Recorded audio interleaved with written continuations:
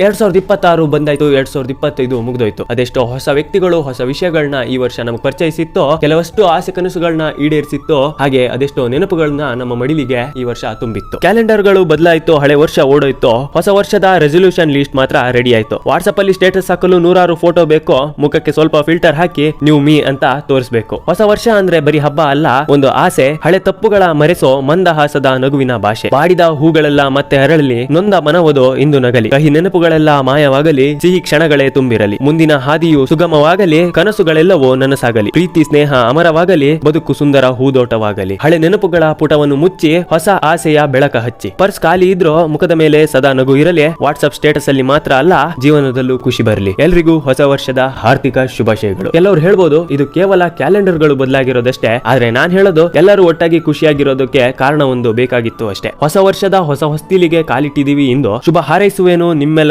ಕನಸುಗಳು ಆಸೆಗಳು ಈಡೇರಲಿ ಎಂದೆಂದು. ಸರಿ, ಹಾಗಾದ್ರೆ ಫಾಲೋ ಮಾಡ್ಕೊಂಡು ಸಪೋರ್ಟ್ ಮಾಡಿ. ನಾನು ನಿಮ್ಗೆ ಇನ್ನೊಂದು ವಿಡಿಯೋದಲ್ಲಿ ಮತ್ತೊಂದು ವಿಷಯದೊಂದಿಗೆ ಸಿಗ್ತೀನಿ. ಹೊಸ ವರ್ಷದ ಹಾರ್ದಿಕ ಶುಭಾಶಯಗಳು. ಎಲ್ರಿಗೂ ನಮಸ್ಕಾರ.